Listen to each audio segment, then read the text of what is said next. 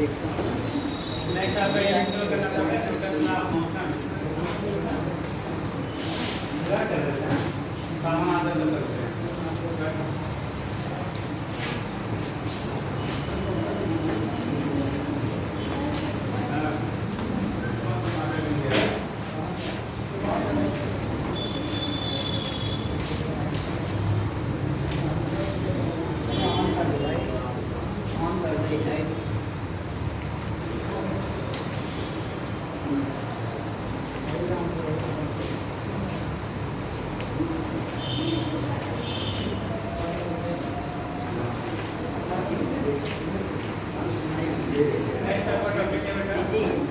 Newton law of motion. अगला है आपका न्यूटन लॉ ऑफ मोशन।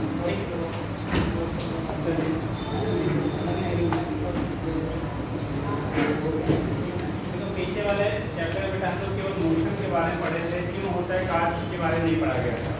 अब यहाँ पे हमारा कार्डिक फैक्टर क्या है, क्यों बॉडी मूव करती है, वो सारी चीज़ें हम लोग यहाँ पे पढ़ेंगे। ठीक है, फोर्स क्या कैसे अप्लाई होगा, कौन कौन से रूल्स उसमें लगेंगे, वो सारे डिफरेंट कंडीशन हम लोग डिस्कस करेंगे। तो न्यूटन लॉ ऑफ मोशन में हमें मोशन को डिस्कस करना है। ठीक, इसको डिस्कस करना है मोशन। तो पॉइंट आपका आता है, आपने पढ़ा हुआ मोमेंटम, लीनियर मोमेंटम। कितने लोग आइडिया है लीनियर मोमेंटम क्या होता है? लीनियर मोमेंटम लेगी चंबे जैसे बोलते हैं। लीनियर मोमेंटम रेखी चंबे, लीनियर मोमेंटम जैसे बोलते हैं रेखी चंबे।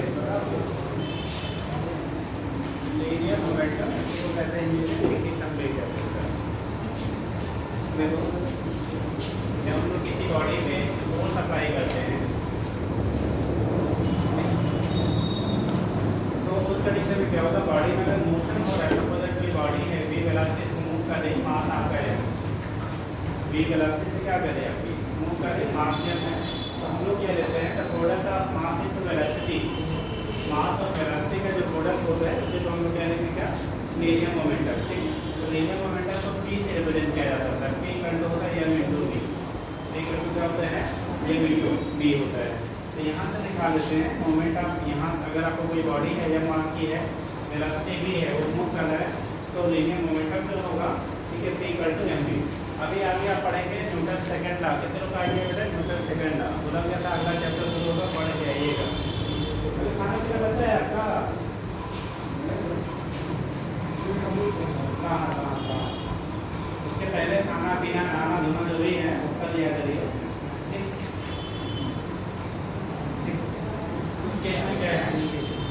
बोला जाता है सेकंड आपने पढ़ा होगा कि जो किसी बॉडी में फ्लाइट फोर्स होता है, rate of change of linear momentum के बराबर होता है। तो यहाँ पे मोमेंटम हम लोग कहेंगे बेटा P equal to M P. अगर अदर फैक्टर कांस्टेंट है, ठीक है, कोई एक्सटर्नल फोर्स नहीं लगाया जा रहा तो उसका जो मोमेंटम होगा मास इनटू वेलोसिटी के बराबर होगा। अब कंडीशन क्या होता है, अगर मास को कांस्टेंट रखते हुए वेलोसिटी बढ़ाई जाएगा। अगर हम लोग ग्राफ ड्रा करें, ठीक है, इसमें मोमेंटम में और वेलोसिटी के बीच में एट कांस्टेंट एम, एक बार हम लोग मास को कांस्टेंट रखते हैं, दोबारा हम लोग क्या वेलोसिटी कांस्टेंट रखेंगे, मास को चेंज करेंगे। तो अगर मास को कांस्टेंट रखते हैं और वेलोसिटी को चेंज कर रहे हो और मोमेंटम और इसमें वेलोसिटी के बीच में ग्राफ ड्रा करेंगे, तो देखो कैसा आपका होगा। पी करते हम लोग पढ़ते बेटा एम बी। तो यहाँ पे अगर आपका ग्राफ ड्रा कर रहे हो, कांस्टेंट मास एम की वैल्यू आपने क्या ले लिया है, कांस्टेंट। तो जैसे जैसे वेलोसिटी बढ़ाओ तो उसी रेशियो में मोमेंटम की वैल्यू इंक्रीज करेगी। अगर हम लोग वेलोसिटी की वैल्यू इंक्रीज कर रहे हैं, मास को कांस्टेंट रखते हैं, तो उसके रेशियो में आपका मोमेंटम लीनियरली आपका क्या करेगा, इंक्रीज करेगा। तो ग्राफ अगर मोमेंटम और किसके बीच में, वेलोसिटी के बीच में कर रहे हैं, किसका अगर आपका मास कैसा है, कांस्टेंट है, तो उस कंडीशन में पी और एम बी में जो ग्राफ होगा स्ट्रेट लाइन मिलेगा। ऐसे कंडीशन होता है अगर पी और एम के बीच में हम लोग ग्राफ खींचते हैं, बी की वैल्यू कांस्टेंट रखते हैं, तो अगेन आपका एक बार दोबारा फिर क्या मिलेगा, स्ट्रेट लाइन मिलेगा। यानी कि अगर आप ग्राफ ड्रा कर रहे हो किसमें, एक बार मोमेंटम और वेलोसिटी के बीच में, तो भी स्ट्रेट लाइन जब मास कांस्टेंट रखेंगे, दोबारा अगर मोमेंटम और मास के बीच में कर रहे हैं, अगर वेलोसिटी कांस्टेंट रखते हैं, तो भी हमारा ग्राफ कैसा रहेगा, स्ट्रेट लाइन मिलेगा। तो उस कंडीशन में कोई भी करके अगर अप्लाई करते हैं कांस्टेंट, दूसरे फैक्टर की वेरिएशन में करेंगे, क्योंकि दोनों प्रोपोर्शनलिटी में, इसलिए हमेशा ग्राफ कैसा मिलता है आपको, स्ट्रेट लाइन मिलेगा। ठीक, लेकिन अगर यही ग्राफ हम लोग कन्वर्ट कर लिया जाए, लीनियर मोमेंटम के लिए ही अगर हम लोग क्या कर रहे हैं, ग्राफ को चेंज कर लेते हैं, ठीक, अगर मोमेंटम को कांस्टेंट रखा जाए एम और बी के बीच में ग्राफ खींचा जाए तब क्या होगा? कितने लोग बताएंगे अगर एम और बी के बीच में ग्राफ खींचा जाए, मोमेंटम को हम लोग क्या रखते हैं, कांस्टेंट रखते हैं, तब ग्राफ कैसा होगा? मास और वेलोसिटी के बीच में ग्राफ ड्रा किया जाए और हमारा क्या मोमेंटम को कांस्टेंट रखा जाए, तब ग्राफ कैसा होगा? मैथ वाले लोग आए हैं क्या? हम लोग भैया खड़े हो जाओ, आप लोग ग्राफ का पढ़ाया जाता है, क्या होगा? आइडिया है? यदि अगर इसको कांस्टेंट रखेंगे, इसका मतलब B inversely proportional to M कह लो, या एम इनवर्सली प्रोपोर्शनल टू क्या हो जाएगा, बी की हो जाएगा। एक क्वांटिटी बढ़ेगी तो दूसरी वाली क्या घटेगी, घटेगी, तो पैराबोलिक का लिखना, ठीक। तो केस हमारा क्या होगा, अगर हम लोग बी और एम के बीच में ग्राफ खींच रहे हैं, पी की वैल्यू कांस्टेंट है, किसी वैल्यू यहाँ पे पी की वैल्यू कांस्टेंट है, तो आपकी बार स्ट्रेट लाइन नहीं मिलेगा। जैसे जैसे हमारा मास बढ़ाओगे वेलोसिटी घटेगी, वेलोसिटी बढ़ाओगे तो मास क्या करेगा, घटेगा, अगर आपका मोमेंटम की वैल्यू कांस्टेंट है। तो ये टाइप आपको ग्राफ मिलते हैं। एक हो गया मान हमें इसी पर नंबर 1 कह लीजिए, नंबर 2 कह लीजिए, नंबर 3 कह लीजिए। एक होता है अपना वेलोसिटी और इसके बीच में मास के बीच में क्या है, कांस्टेंट मोमेंटम पे, तो कंडीशन हमारा ग्राफ इस तरह से मिलेगा। सर अगर मोमेंटम और वेलोसिटी के बीच में कर रहे हैं, कांस्टेंट मास है तो स्ट्रेट लाइन, मोमेंटम और मास के बीच में करेंगे कांस्टेंट हमारा क्या है, वेलोसिटी है, तो भी स्ट्रेट लाइन मिलेगा। रीजन क्या है, पी पर तो आपने एम भी लिखा, जब पी पर एम भी लिखा तो स्ट्रेट में पी पर एम भी लिखा। अगर आपको कोई भी साइड में से कांस्टेंट रखेंगे, कोई भी इसमें से आप कांस्टेंट रखेंगे, तो पी की वैल्यू देखो डायरेक्टली प्रोपोर्शनल टू एम के है and also directly proportional to this है बी के। तो इसके इसमें अगर मास और मोमेंटम में करेंगे तभी डायरेक्टली प्रोपोर्शनल है, दोनों साथ साथ बढ़ेंगे। वेलोसिटी और मास में करेंगे, यहाँ पे तब है जब पी क्या है, पी की वैल्यू कांस्टेंट है, और यहाँ तब होगा जब एम की वैल्यू क्या होगी, कांस्टेंट रहेगी। तो उस कंडीशन में एक की वैल्यू बढ़ाएंगे, दूसरा कांस्टेंट रखते हैं, तो डायरेक्टली प्रोपोर्शनल और इसके ग्राफ जो स्लोप रहेगा वो हमेशा कांस्टेंट रहेगा, तो ग्राफ कैसा होगा, स्ट्रेट लाइन मिलेगा। लेकिन यहाँ पे क्या हो रहा है, मोमेंटम को कांस्टेंट कर देंगे तो मास बढ़ाओगे तो वेलोसिटी घटेगी, वेलोसिटी बढ़ाएंगे तो मास घटेगा, इसलिए वहाँ पे आपका क्या रहेगा, स्लोप जो होगा वो वेरिएबल है, दूसरी चीज़ है स्ट्रेट लाइन, ठीक। तो लिख लीजिए, पढ़ सकते शुरू करिए, एडी करिएगा मोमेंटम, या फिर इसको लीनियर मोमेंटम कह देते हैं। एक चीज़ और सुनिएगा, हम लोग यहाँ पे स्पेशली जो ग्राफ पढ़ते हैं ना, वो पॉइंट मासेस के लिए डिस्कस किया जाता है। रीजन क्या होता है कि अगर अभी भी बनाइए, ये भी बनाइए नहीं, अगर लास्ट साइज का मान होगा तो वहाँ पे हर पॉइंट का अपना डिस्प्लेसमेंट अलग अलग मिलता है, इसीलिए पॉइंट से मास क्या बॉडीज के लिए हम लोग इस चीज़ को क्या करते हैं, डिस्कस करते हैं। तो लिखिएगा मोमेंटम, तो linear momentum, linear momentum of a body is the linear momentum of a body is the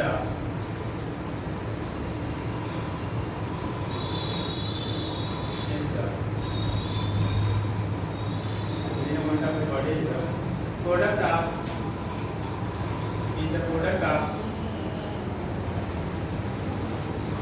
किसका, mass of body into velocity of body, mass and velocity, mass and velocity,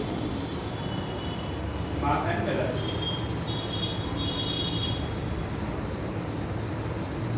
जब हम लोग इसको वेक्टर फॉर्म में लिखेंगे बेटा, तो p अगर इससे वेक्टर फॉर्म में लिखते हैं तो यहाँ पे क्या लगा देंगे आप, क्योंकि मोमेंटम जो होता है वेक्टर क्वांटिटी होता है, ठीक। अब मास यहाँ पे कैसा स्केलर है, तो यदि वेलोसिटी वेक्टर होगा तभी हमारा मोमेंटम कैसा होगा, वेक्टर होगा, ठीक। और अगर आप यूनिट लेते हैं, ऐसा यूनिट क्या होगा बेटा, अगर आप ऐसा यूनिट लेते हैं तो क्या हो जाएगा, अगर ऐसा यूनिट लेते हैं तो क्या होगा, मोमेंटम का संवेग का मात्रक क्या होगा,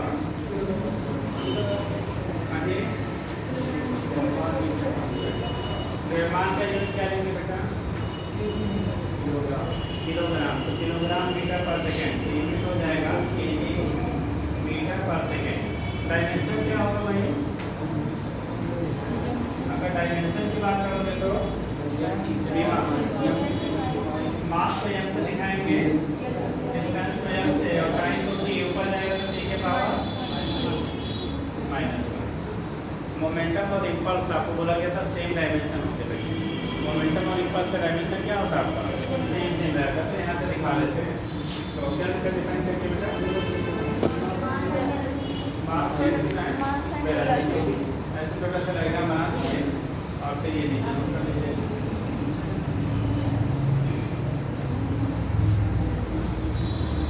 याद रखिए मोमेंटम का डायरेक्शन बेटा वही होगा जो किसका होता है, वेलोसिटी का होता है।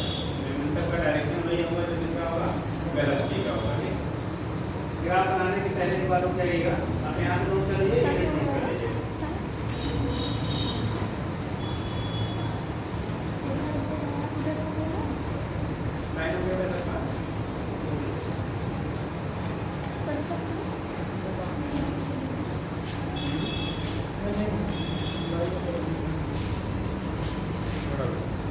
कहीं होता नहीं हुआ है।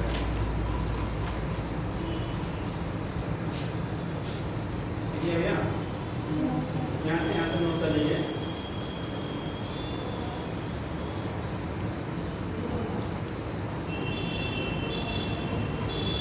अभी ग्राफ नहीं बनाइएगा, आया ग्राफ बनाना है तो पहला वाला बना लीजिए, फर्स्ट इसी के बेस पे इसको बना लीजिए। इसको लिखने के बाद इसको बना लीजिए। अभी ये दो छोड़ दिए, वहाँ पे एक स्टेटमेंट लिखवाएंगे तब बनाइएगा। इसको लिख के अब ये वाला ग्राफ बना के इसको भी छोड़ दीजिए। और टाइम आ जाएगा तो बेटा कहाँ से आते हो, दूर से पास से आ जाए करो। स्टार्टिंग के 15 मिनट समझाने वाले होते हैं, 15 मिनट गए तो खाली कहानी तो बचेगी।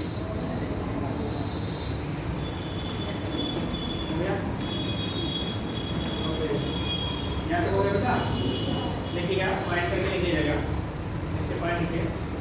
यहाँ पे पी कांस्टेंट लिख लीजिएगा, तभी वो ग्राफ वैलिड होगा। अगर पी वैलिड करेगा तो फिर चेंज हो जाएगा। नीचे लिखिए, if two objects are different masses, if two objects are different masses,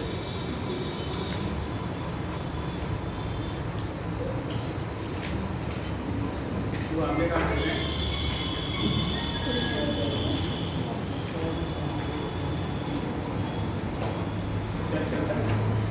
two objects of different masses are moving with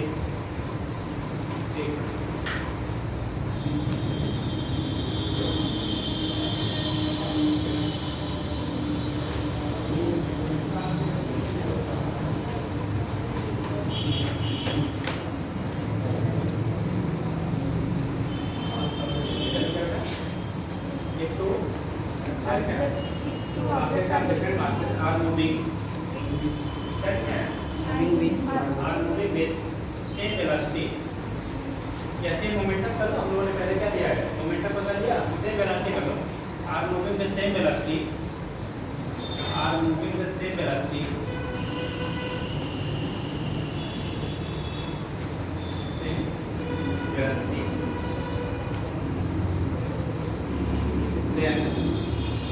then momentum of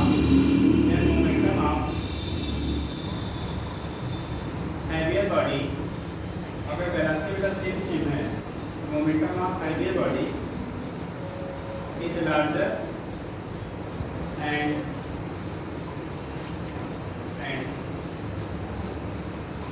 lighter body is smaller.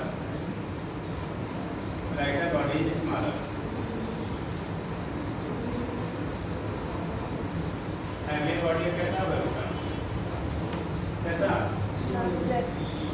बोला गया कि अगर दो बॉडी है वो सेम वेलोसिटी से मूव कर रही है और दोनों के मास अलग अलग है और वेलोसिटी सेम होगा तो पी इक्वल टू एमपी होता है बेटा। अगर वेलोसिटी आपने सेम ले लिया, अगर वेलोसिटी की वैल्यू क्या लिया आपने सेम है, जिसका मास ज़्यादा होगा उसका मोमेंटम ज़्यादा होगा, जिसका मास कम होगा उसका मोमेंटम क्या होगा, कम होगा। जैसे हम लोग ग्राफ देख रहे हैं, एक वी की वैल्यू आपने कांस्टेंट किया तो एम की वैल्यू बढ़ने के साथ साथ मोमेंटम की वैल्यू क्या करें, इंक्रीज करें। ये बात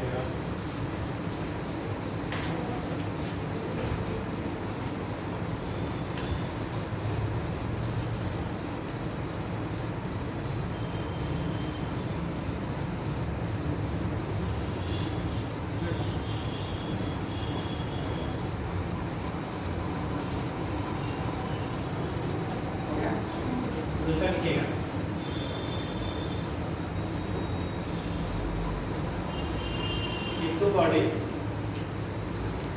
if two bodies having same masses but different velocities,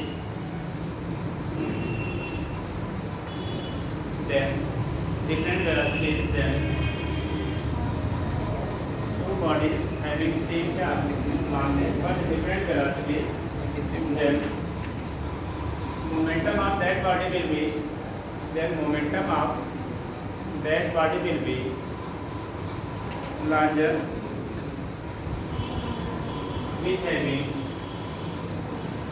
larger velocity, यानी कि अगर हमारा मास सेम है बेटा तो P इक्वल टू क्या होता है, mv होता है ना, P इक्वल टू आपका mv है, तो P1 की वैल्यू जो होगी m सेम है m1 P1 और P2 की वैल्यू हो जाएगी कितना m into V2, तो P1 अपान P2 आप करोगे तो m दोनों कैंसिल हो गए, m P1 अपान कितना m V2, m कैंसिल हो गया, P1 by V2 upon V2 equal to कितना होगा P1 by V2, यानी जिस पार्टिकल की वेलोसिटी ज़्यादा होगी उसका मोमेंटम ज़्यादा होगा, यानी कि इस कंडीशन में P डायरेक्टली प्रोपोर्शनल लिख सकते हैं किसके, P वेलोसिटी बढ़ाओ तो मोमेंटम की वेलोसिटी रेशियो में क्या होगा, बढ़ता जाएगा, इसके लिए ग्राफ कौन सा बनेगा, ये वाला बना लीजिए, अगर ऐसा समझना चाहिए तो लिख लीजिए, अदरवाइज स्टेटमेंट लिखा दिया है बना लीजिए, किसी डाउट हो तो पूछ लेगा पॉइंट में बेटा। अगर आपने पहले वाले केस में मास सेम रखा था और वेलोसिटी सेम रखी थी, मास को वेरी कराया था, आपकी बार क्या रखा, मास सेम रखा, वेलोसिटी को वेरी कराया, तो जैसे जैसे वेलोसिटी बढ़ाओ वैसे वैसे मोमेंटम बढ़ेगा, वहाँ पे जैसे जैसे मास बढ़ाया तो वैसे वैसे मोमेंटम बढ़ाया, ठीक। और यहाँ वाला पहला वाला तो पहला ये है कि अगर हम लोग मोमेंटम को कांस्टेंट रखेंगे तो मास बढ़ाओगे तो वेलोसिटी घटेगी, मास घटाएंगे तो वेलोसिटी बढ़ेगी, ठीक घटाएंगे तो दूसरा वाला क्या कर जाएगा, सब बढ़ जाएगा, उसके बेस पर हम लोग यहाँ से कर लीजिएगा। न्यूटन ने कितना ला दिया था बेटा क्वेश्चन के लिए, न्यूटन ने कितने ला दिए थे, कौन बाजार में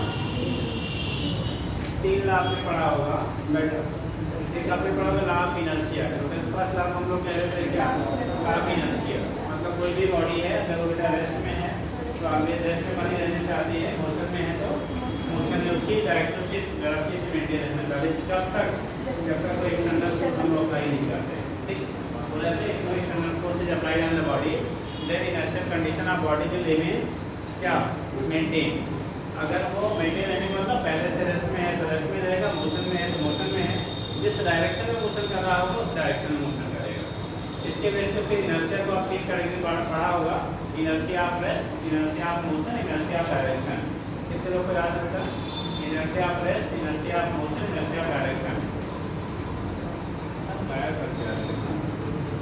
पढ़ के आइए सारी बातें बनेंगी, किताबें हैं ना सबके पास, बुक्स हैं है ना सबके पास, उसके रिहर्सल कर लिया करिए, देखिए आपकी ज़िंदगी का सुधारनी है तो सबसे अच्छा आपका दोस्त किताब ही होता है, अगर किताब से दोस्ती होगी ज़िंदगी भर के लिए आराम हो जाएगा, और बाकी मोबाइल और रोड छाप और बाकी लोग सब टाइम पास वाले हैं, आज हैं कल गायब हो जाएंगे, ठीक, इसलिए मदरसा सभी काम आएगी तो आप कुछ बने रहेंगे, नहीं तो कोई इस पर काम आता नहीं है, ठीक है ना, हो तो अपने पूर्वजों से पूछ लीजिए, पूर्वज मतलब क्या बड़े घर में होंगे लोग, उनसे पूछ लीजिए कष्ट के टाइम पर कौन पास आता है, कोई नहीं आता होगा, ये पढ़ के बन जाएगा तब कोई पूछेगा, नहीं तो पड़ोसी भी नहीं पूछेगा। हाँ ठीक, चलिए फिर आप न्यूटन क्या first law,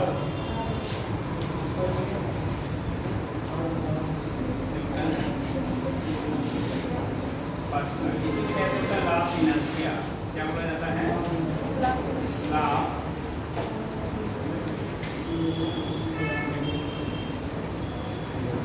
inertia. Newton first law उसी को नाम देते हैं लोग, लॉ क्या कहते हैं? इनर्शिया कहते हैं। हिंदी में जड़त्व का नियम, हिंदी वालों ने पढ़ा होगा, जड़त्व का नियम कहते हैं। ठीक, कंडीशन आपका होता है लॉ ऑफ इनर्शिया के अकॉर्डिंग तो कोई भी एक्सटर्नल फोर्स किसी बॉडी पे होता है हम लोग अप्लाई नहीं करते हैं, तो बॉडी का जो इनर्शियल स्टेट है, इनर्शियल स्टेट मतलब जिस भी अवस्था में पहले था वो रिमेन्स मेंटेन रहता है। दैट मीन्स बॉडी का जो इनर्शियल स्टेट होगा जैसा भी है, मोशन में है तो मोशन करता रहेगा, रेस्ट में होगा तो रेस्ट करते में रहेगा, अगर किसी डायरेक्शन में तो पर्टिकुलर उसी डायरेक्शन में मूव करेगा। तो जो बता देते हैं हम लोग लॉ क्या, यानी न्यूटन फर्स्ट लॉ या लॉ ऑफ इनर्शिया कहते हैं। देखिएगा Newton first law, according to this law, according to this law, according to this law, the body continue to be, the body continue to be, the body continue to be in the state of, in its, the body continue to be in its state of, in its state of rest or uniform motion, rest or uniform motion along a straight line, rest or uniform motion along a straight line, unless it is acted upon, मतलब जब तक it is acted upon by some external force, unless it is acted upon by some external force to change the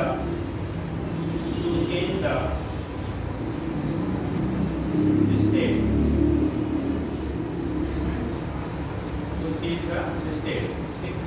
तो condition आपका होता है बेटा, change का meaning ये होगा कोई भी बॉडी है जिस स्टेट में है वो तब तक उस स्टेट में बनी रहेगी जब तक उससे कोई एक्सटर्नल फोर्स हम वो अप्लाई नहीं करेंगे। मतलब जब तक कोई बाहर से बल लगाया नहीं जाएगा तब तक जो इनर्शिया आपकी बॉडी की होती है रिमेन्स मेंटेन रहेगी। ठीक, वो जिस स्टेट में है, अब इसी की वजह से हम लोग डिवाइड कर लेते हैं। अगर रेस्ट में है तो उसे हम कहेंगे इनर्शिया ऑफ रेस्ट, मोशन में है इनर्शिया ऑफ मोशन, और किसी पर्टिकुलर डायरेक्शन में है, अगर डायरेक्शन आप चेंज करना चाहिए, जैसे गाड़ी चलाते हो ना, अब गाड़ी चला रहे फिर आपको उसको टर्न करना है, टर्न करने पे भी आपको एक एनर्जी की रिक्वायरमेंट होती है। ठीक, इधर से आपको लेफ्ट डायरेक्शन में मुड़ना है, लेफ्ट साइड का आप फोर्स अप्लाई करेंगे या गाड़ी आपकी अप्लाई करेंगे तभी लेफ्ट में मुड़ेगा। ठीक, तो उस कंडीशन में किसी भी डायरेक्शन चेंज करना हो, चाहे स्पीड चेंज करनी हो, चाहे इनर्शिया अगर रेस्ट में है रेस्ट से मोशन में लाना हो, सभी केसेस के लिए आपको कहेंगे क्या एक्सटर्नल फोर्स की रिक्वायरमेंट होती है। ठीक, तो उसके बेस पर हम लोग इनर्शिया को 3 पार्ट में बांट देते हैं। तो क्या कहते हैं आगे, क्या कहते होता है हो गया। आगे लिखिए टाइप्स ऑफ इनर्शिया, तो करिए types of inertia, types of inertia, types of inertia, types of inertia. Inertia are of 3 types. Inertia are of 3 types. Inertia are of 3 types. पहला लिखेंगे inertia of physical, inertia of rest.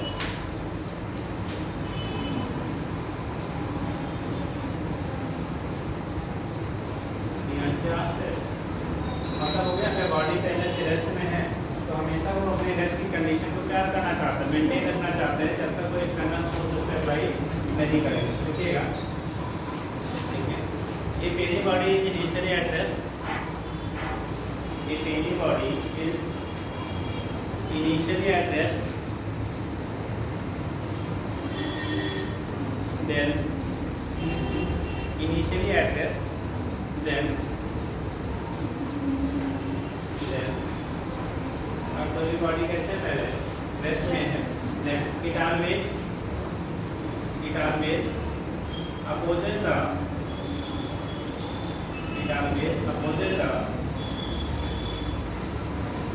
change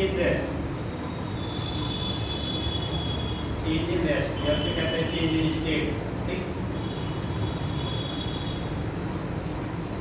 change in rest। तो वो हमेशा अपने क्या rest के change का oppose करते हैं। जैसे आप ऐसे ले लो, हम लोग गाड़ी मान लो बैठे हुए एकाएक एक्सीलरेट कर दिया जाता है। अगर गाड़ी को एकाएक एक्सीलरेट करते तो हम लोग किधर झुकते हैं, आगे की तरफ से पीछे की तरफ। कोई गाड़ी है बेटा, अगर एकाएक उसको आप बैठे हुए एक्सीलरेट कर दिया जाए तो किधर जाते हैं, आगे पीछे। ब्रेक नहीं दे रहे बेटा, एक्सीलरेट कर रहे हैं, स्पीड को बढ़ा रहे हैं, ठीक। जब आपको गाड़ी रुकी हुई थी एकाएक आपकी स्पीड क्या गाड़ी की बढ़ा दी जाती है तो फोर्स कहाँ लगाया जा रहा है, गाड़ी पे। आप अपनी इनर्शिया को मेंटेन करने के लिए किधर झुकते हैं, पीछे की तरफ झुकते हैं। ऐसे का उल्टा, अगर ऑलरेडी पहले मौसम में थे और इमरजेंसी ब्रेक ले लिया जाए तो क्या होता है, आगे की तरफ झुक जाते हैं। रीजन क्या है, क्योंकि जब आप गाड़ी पे बैठे हुए हैं, आप एक स्पीड में चल रहे हैं तो उसके साथ आपका क्या है, मोशन कंडीशन है। जब ब्रेक अप्लाई किया जाएगा तो इस पर गाड़ी रुकना चाहेंगे, आप अपनी इनर्शिया को मेंटेन करने के लिए किधर झुकेंगे, आगे की तरफ झुक जाते हैं, ठीक। इसी तरह से अगर आपका डायरेक्शन की बात करेंगे, आप किसी डायरेक्शन में गाड़ी जा रही है, मान लो ट्रेन बस या किसी चीज में बैठे हुए कहीं गाड़ी फ्रंट कर दी जाती है तो किधर आप झुकते हैं, किधर झुकते हैं, जिधर मोड़ा जाता है कि उसके अपोजिट में। अगर गाड़ी जा रही है बेटा, कहीं गाड़ी को मोड़ दिया जाए, टर्न कर दिया जाए तो उस केस में आप किधर की तरफ झुकते हैं, जिधर गाड़ी मुड़ती है या जिधर मुड़ती है उसके अपोजिट। सेम डायरेक्शन में ध्यान रखो, जिधर गाड़ी मुड़ी जाती है उधर ही झुक जाते हैं, सेम डायरेक्शन में। और कितने लोग डिफरेंट वाले हैं, अपोजिट वाले, बाकी वाले कौन है, हमेशा मुड़ते बेटा उस डायरेक्शन, जिस डायरेक्शन में आपकी गाड़ी मुड़ती है, ठीक है, हमेशा उसके अपोजिट में चलते हैं। रीजन है आपको जाने का इधर था, आप गाड़ी इधर मुड़ी तो आप क्या करेंगे, अपनी इनर्शिया को मेंटेन करने के लिए अपोजिट डायरेक्शन में चलते हैं। जिधर गाड़ी मुड़ती है हमेशा उसके अपोजिट डायरेक्शन में चलते हैं। सबको प्रैक्टिकली जो लाइन में रोज होता है वो तो याद होना चाहिए यार। ये कह रहा है कि तुम्हारे यहाँ कौन से फिजिक्स करते हैं, इसमें क्या होगा, हमेशा आपके साथ जिधर मुड़ते हैं बेटा उसके अपोजिट डायरेक्शन में हमेशा। साइकिल हो चाहे बुलेट हो चाहे कार हो चाहे हेलीकॉप्टर हो, कुछ भी हो यार, जब मुड़े जिधर उसके अपोजिट ही झुकेंगे, ठीक। वो झुकने के जानते क्या कह रहा है, गाड़ी हमारी साइकिल लेके जाते हैं, साइकिल को हम झुकाते इधर, देखो साइकिल को इनर्शिया व्हीकल से पिछले चैप्टर में पढ़ाया गया, साइकिल को हम झुकाते हैं जिधर मुड़ते हैं। लेकिन हम अगर किसी फोर व्हीलर पे जा रहे हैं, फोर व्हीलर मुड़ जाते हैं तो किधर झुकते हैं, अपोजिट डायरेक्शन में।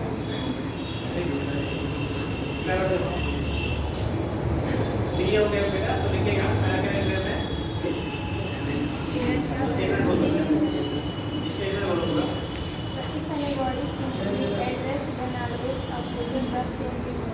change in rest, when external force is applied on it,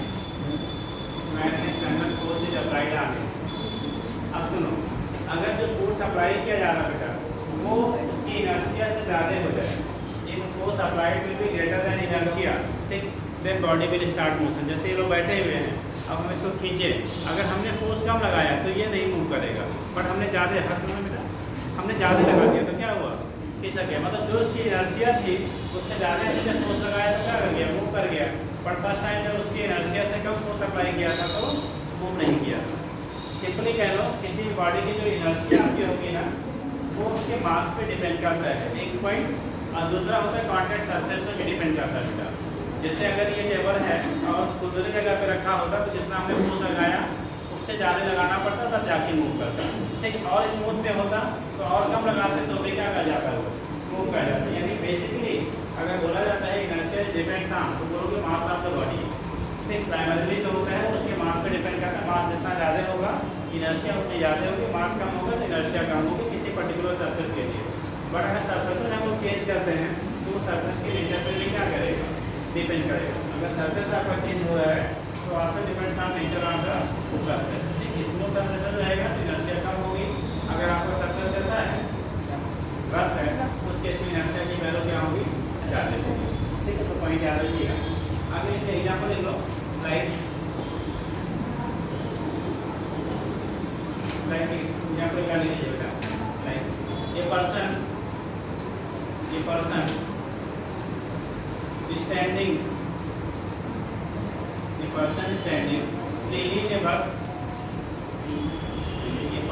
standing freely in a bus, thrown backward, पीछे की तरफ आ जाता है, thrown backward when bus starts suddenly,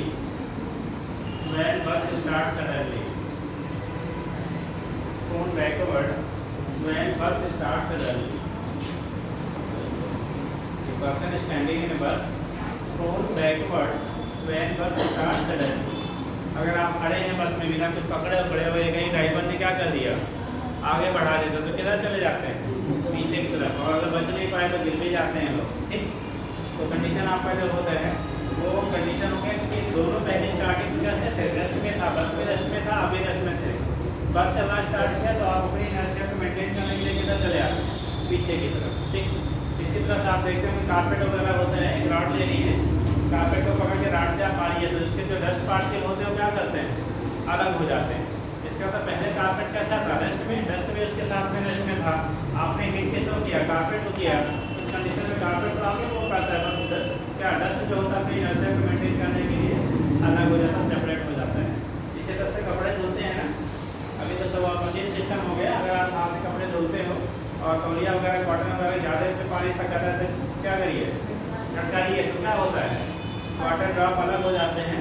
ठीक है, उससे रीजन क्या है, पहले रेस्ट में था, आपने उसको खींचा तो क्या वाटर ड्रॉप क्या करेगा, इनर्शिया को मेंटेन करने के लिए सेपरेट हो जाते हैं, बाकी कपड़ा आपका जो भी है वो आगे मूव कर जाता है। ये सारे एग्जाम्पल किससे होते हैं, इनर्शिया रेस्ट के होते हैं। यानी कि अगर पहले से कोई सिस्टम रेस्ट में है बेटा तो हमेशा किसमें बना रहना चाहता है, रेस्ट में, जब तक हम लोग उस पर कोई एक्सटर्नल को सप्लाई नहीं करते। उसका एग्जाम्पल आप देख लो, आपने कभी कभी देखा होगा कि अगर कोई भी जैसे मान लो जैसे ग्लास लगा हो और बुलेट से आपको पत्थर मारे तो पूरा टूट जाएगा।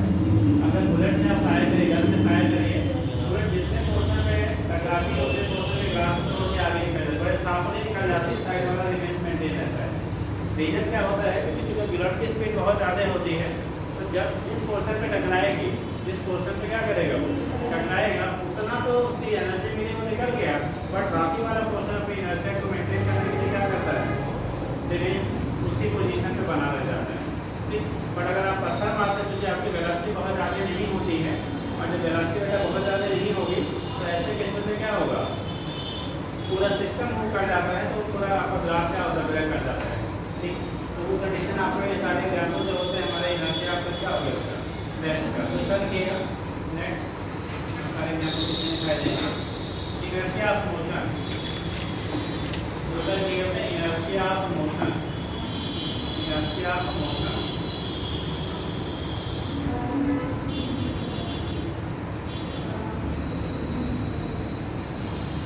देखिए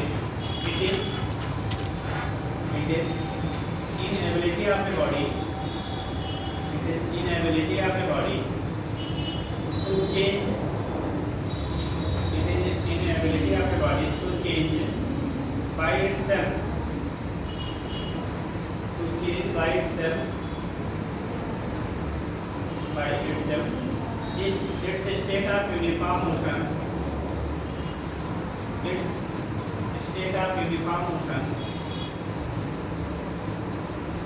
that is the body, that is i.e.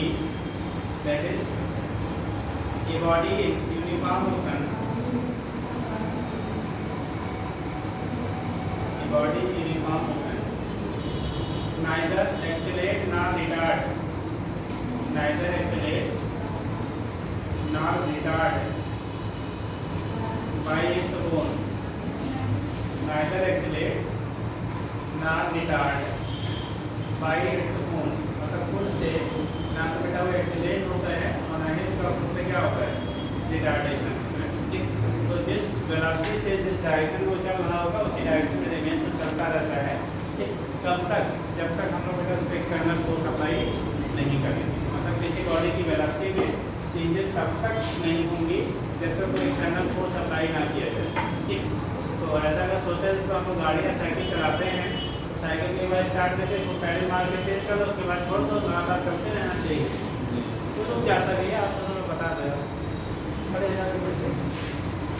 Cycle या गाड़ी होता है ना, अगर हम लोग क्या करते हैं रोकते हैं, पैडल मारना बंद कर दें, अगर पैडल मारना बंद कर देते हो या इंजन का ऑफ कर देते हैं गाड़ी का, तो कोई लोग जाकर तो रुक जाता है, तो जाकर क्या रहता है रुक जाता है, पूछा जाता है क्यों रुक जाता है, तो इसका कारण क्या है। ठीक सर, बेटा इंजन एक्सटर्नल फोर्स नहीं लगा नहीं, हमने जैसे गाड़ी बंद कर दिया, ऑफ कर दिया, उसके बाद गाड़ी में जो चलती है वो चलते चलते से रुक जाती है, जबकि होना क्या चाहिए था, तो कंटिन्यू मूव करना चाहिए। शिकायत तो यही कहता है कि अगर कोई गाड़ी है जिस स्पीड से चल रही होगी वो कंटिन्यू उस स्पीड से चलती रहेगी। ठीक, तो यहाँ पे तो हमने कुछ सवाल क्या किया नहीं तो रुक क्यों जाती है, कारण था कौन सा फोर्स करता है, एक्सटर्नल फोर्स कौन लगा रहा है, वही तो पूछ रहे हैं आप बताओ कौन किसकी वजह से रुक जाता है। हिंदी में बहुत थोड़ी सभी बता सकते हो, आज मैंने रुका है अलाउ। हाँ जी, क्यों रुक जाती गाड़ी चलते चलते,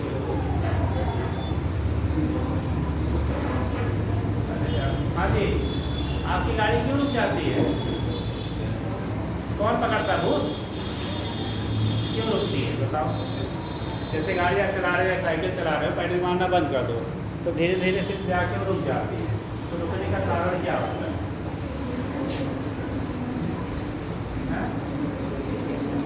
आपने ब्रेक नहीं लगाया तो भी रुक जाती है।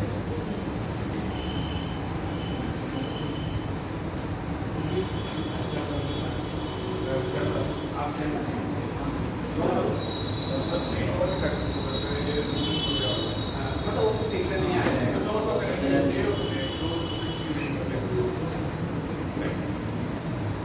सब लोगों ने पढ़ा होगा बेटा फ्रिक्शन यानी घर्षण।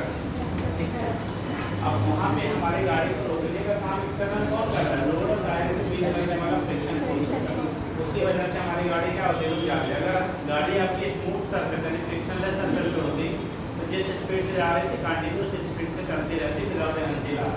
तो जो एनर्जी लॉस हो रहा है वो बिल्कुल क्या जो अपोजिंग फैक्टर्स वहाँ डेवलप हो रहे हैं, रोड और टायर के बीच लगने वाला फ्रिक्शन, आपके व्हील्स जो है उनके बीच में जहाँ सेंटर है वहाँ पे भी फ्रिक्शन डेवलप होता है, तो वो सारे फैक्टर मतलब जो भी अपोजिंग फैक्टर्स हैं ठीक है वो समझिए मतलब फ्रिक्शन होती है। फ्रिक्शन की वजह से धीरे धीरे गाड़ी आपकी क्या होती है रुक जाती है। ठीक, चलिए उसका लिखा है बेटा डिफिनेशन कर दिया, एग्जाम्पल कर लीजिएगा। एग्जाम्पल करता है when bus are train, when a bus are train, when a bus go are है are train, when a bus are train, stop suddenly,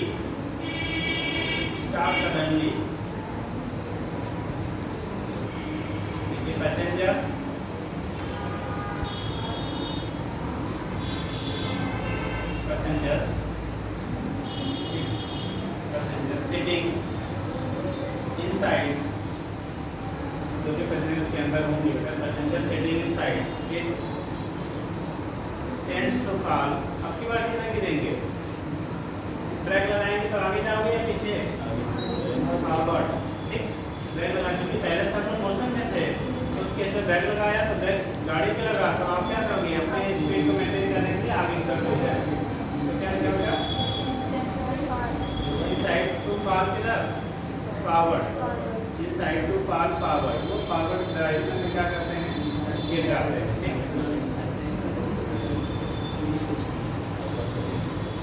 हो गया। दूसरी चीज अगर आप कभी ट्रेन से मतलब करिए अगर लाइन पतला आगे नीचे चले तो गड़बड़ हो गया। ठीक, तो यदि जब पर्सन होता है अगर जंप करते हैं आप, जैसे हमारा ट्रेन चल रही है और ट्रेन से आप जंप करते हो, जब हमारा ट्रेन इधर से आ रही है हमने जंप किया तो हम जंप करेंगे तो सीधा नीचे आएंगे या कुछ फॉरवर्ड रहेंगे या बैकवर्ड रहेंगे, ट्रेन के चलने की दिशा में आप जाओगे या ट्रेन के अपोजिट डायरेक्शन में जाएंगे।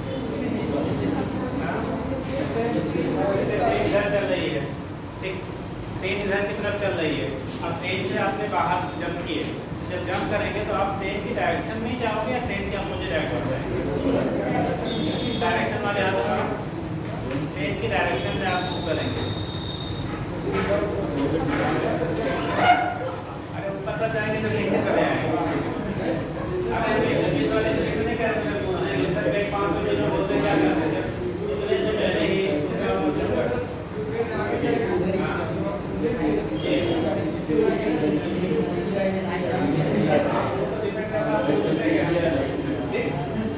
बोला कहानी है।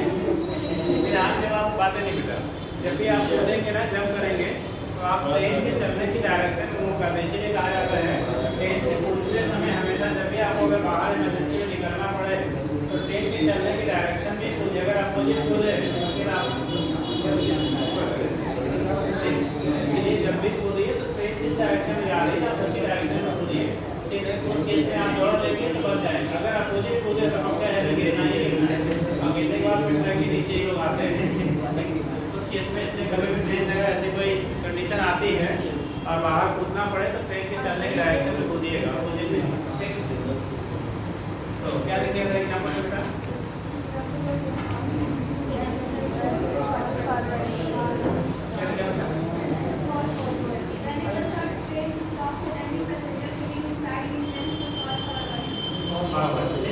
तो पावर डायरेक्शन इसीलिए याद रखना क्योंकि क्या पहले जो पर्सन था उसका डायरेक्शन वही था जो ट्रेन के चलने की डायरेक्शन। ठीक, तो जब ब्रेक ट्रेन लगाया जाएगा तो आप किधर की तरफ गिरेंगे? पावर डायरेक्शन में गिरेंगे। चलिए कितना बहुत ठीक। इस टाइप का जो भी कंडीशन है, कैसे आप बाइक चलाते हो, गाड़ी चलाते हो, कहीं ब्रेक लेते हैं तो किधर रुक जाते हैं? आगे की तरफ रुक जाते हैं। तो वो सारे कॉन्सेप्ट वही हैं जो लाभ किसको इनर्शिया ऑफ मोशन को रिप्रेजेंट करेगा। अगर किया इनर्शिया ऑफ डायरेक्शन, नेक्स्ट होता है inertia of direction. Inertia of direction इसको भी डिफाइन कर लीजिए। आप लेट क्यों हो गए भैया? हाँ जी, लेट क्यों हो गया था?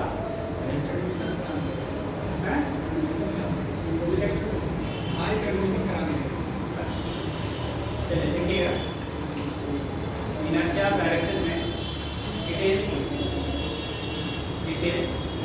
the inability of the body, it is the inability, Assam रहता है जैसे हिंदी कह देंगे, असम में सक्षम ना, inability of the body to change, inability of the body to change by itself, change by itself its direction of motion, to change by itself its direction of motion। मतलब किसी भी बॉडी की जो अपने डायरेक्शन को without किसी force लगाए change करने की इनएबिलिटी होती है, उसी को हम लोग कहेंगे बेटा क्या क्या चेंज? Inertia of direction. मतलब अगर आपको कोई भी बॉडी है अपने से अपने डायरेक्शन को चेंज नहीं कर सकता जब तक कोई एक्सटर्नल फोर्स आप नहीं लगाएंगे। जब उसके बाहर से बल लगाएंगे बेटा तभी उसका डायरेक्शन क्या होगा? चेंज होगा। ठीक, तो कंडीशन आपका होता है कहते हैं तो इनर्शिया ऑफ क्या डायरेक्शन कहते हैं। आपको लेके घर में प्रैक्टिकल आप कर सकते हो। किसी पत्थर को बेटा आप बांध दीजिए, ठीक है, किसी धागे से और आप नचाइए। ऐसे जब नचाएंगे ना जैसे जैसे उसकी स्पीड बढ़ाते हो, जैसे क्या स्पीड को वैल्यू में बढ़ाओगे उसमें टेंशन जो आपका होगा धागे में रस्सी में वो बढ़ता जाता है। तनाव जो होगा उसकी वैल्यू क्या होगी? तो बढ़ती जाती है। छोटा पत्थर बांध के घर पे आप प्रैक्टिकल कर सकते हो। ठीक, बट इसका ऐसा मत मानिए कि निकले और किसी के सर पे जाके टकरा है तो मजबूत काम टाइटली बांधिएगा बांधिए। ठीक, उस केस में क्या है जैसे जैसे आप उसकी स्पीड बढ़ाओगे वैसे उससे टेंशन जो आपका होगा स्टिक में वो बढ़ता जाता है। टेंशन की वैल्यू क्या होगी? इंक्रीज कर दिया। तो लिख लीजिएगा example, when a stone is tied to one end of a string, when a stone is tied मतलब tied मतलब फिर कर दिया जाए tied to one end of a string, one end of a string is wheel मतलब घुमाना होता है WHIRLED wheel is wheeled WHIRLED wheeled मतलब घुमाना होता है। string is wheeled and the string breaks suddenly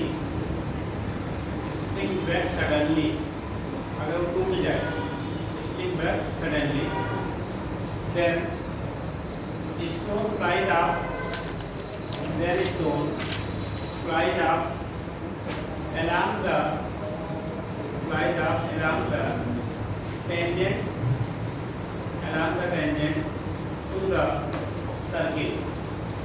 tangent, to the circle, समझ गया? जैसे ये है बेटा, अगर इसको हम सर्कुलर पाथ पे दीवार करा रहे हैं, रेडियस आपकी आर है, सेंटर वो है, ठीक? यह मास का कोई बॉडी है, बी वेलोसिटी से अगर ये मास यम है, बी वेलोसिटी से आपका रिवॉल्व हो रहा है। अगर कंडीशन क्या हो रहा है, ये स्ट्रिंग जो स्ट्रिंग आपकी दी गई है बेटा, अगर इसे हम लोग कट करते हैं, स्ट्रिंग को क्या कर दिया जाए, यहाँ से कट टूट जाए, पूछा जाता टूटने के बाद ये वाला जो आपका ऑब्जेक्ट है, जो भी आपने ब्लॉक लिया है, ये इसी सर्कुलर पाथ पे रोटेट करता रहेगा, या दूसरा ये बाहर की तरफ चला जाएगा, या इसी टेंजेंशियल इसी डायरेक्शन में कंटिन्यू मूव कर जाएगा, या आप दी और पार्ट आपका नाम है। क्वेश्चन समझे क्या बोला गया? अगर बेटा किसी स्टोन को आप किसी स्टिक से बांध के ऐसे हमारे सर्किल में मान लो जा रहे हो, इस पॉइंट पे पहुंचने के बाद इस स्टिक को गया ब्रेक कर गया। अगर स्टिक इस पॉइंट पे पहुंचने के बाद इस पॉइंट पे क्या हुआ, पहुंचने के बाद मान लो ब्रेक कर गया, ठीक? तो जब ब्रेक कर जाएगा उस कंडीशन में क्या हो रहा है, और यहाँ पहुंचे, जैसे यहाँ पहुंचे टूट गया। अब टूटने के बाद ये जो ब्लॉक आपका था, जो भी आपका मास था, वो क्या करेगा, बाहर की तरफ चला जाएगा, या ऐसे सीधे टेंजेंशियली चला जाएगा, या इसी सर्किल पे लगातार घूमता रहेगा। याद रखें, जहाँ टूटेगा बेटा इसी पॉइंट पे टेंजेंशियली सीधा सीधा वो चला जाएगा, ना तो मुड़ेगा ना तो बाहर की, क्योंकि हमारे दिमाग में आता है कि ये रस्सी से बना हुआ है, जैसे टूटेगा इधर भाग जाएगा, लेकिन इधर नहीं भागेगा, तो ऐसे टेंजेंशियली क्या करेगा, वो पहले जिस स्टैंड पे टूट रहा है, ठीक? हमेशा जिस पे टूटेगा उसे टेंजेंशियली क्या करेगा, ब्लॉक आपका मूव कर जाता है, ना तो बाहर जाएगा ना अंदर आएगा, और ना ही उस सर्किल पे चलेगा, ठीक? वही पॉइंट आपका है, जैसे टूटेगा वो क्या करेगा, उसी डायरेक्शन में चलता जाएगा, जिस पॉइंट पर टूट रहा है उसके टेंजेंशियल पॉइंट, ठीक? एक और एग्जाम्पल लीजिए, देखिए द रोटेटिंग व्हील आप एनी व्हीकल, पहले समझ लो तब से, आज तो बारिश का टाइम है, रोडों पे कभी कभी कीचड़ वगैरह रहता है, होता है ना? अब कोई गाड़ी आपके आगे चल रही हो और आप उसके पीछे हो, ठीक? देखिए जब गाड़ी क्या करती है, उसमें अगर कीचड़ वगैरह लगी हुई है, तो पहिए से टायर से जब निकलता है ना, पीछे वाले के जस्ट बैक साइड में आता है, ठीक? तो उसका रीजन वही है कि जिस स्टैंड को छोड़ेगा, जिस स्टैंड से टायर से वो रिमूव होगा, उस स्टैंड पे जहाँ पे वो हो रहा है वहीं से टेंजेंशियली निकलेगा। अब टेंजेंशियल वाला निकला, क्योंकि जी की वजह से फिर क्या करेगा, डाउन होगा, तो खासकर पीछे वाले के मुँह पे आता है, हाँ? अगर सामने वाले की स्पीड ज़्यादा है और पीछे निकलता है, तो पीछे वाले के जस्ट फ्रंट पे ही आता है, तो कंडीशन आपका होता है, उसका रीजन वही होगा, क्योंकि जहाँ से निकलेगा उस स्टैंड पे टेंजेंशियल होगा, और जी की वजह से ऊपर ना जाके फिर क्या होता है, डाउन हो जाता है। अगर आप जस्ट उस गाड़ी के पीछे हैं तो सीधे आपके ऊपर ही पड़ते हैं, तो उसका रीजन बेटा वही होता है, तो लिख लीजिएगा क्या कहते हैं, the rotating wheel of any vehicle, the rotating wheel घूमता हुआ पहिया, the rotating wheel of any vehicle throw out mud, mud मतलब कीचड़ जो भी उसमें लगा होगा, ठीक? Rotating wheel of any vehicle throw out mud, ये फेरी ऐसे करके थ्रो आउट मड, ये फेरी ऐसे करो, थ्रो आउट मड, ये फेरी मत लो, टेंजेंशियली कर लो, throw out mud tangentially when it is released, जिस स्टैंड को रिलीज होगा, when it is released,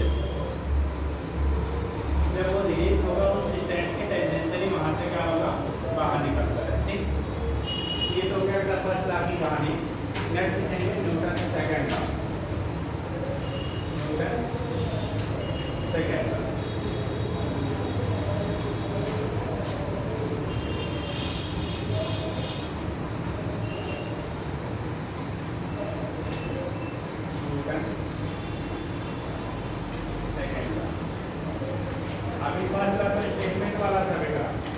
बात कर न्यूटन सेकंड का। ठीक, न्यूटन सेकंड का क्या होता है भैया, कितने लोग को मालूम है Newton second law?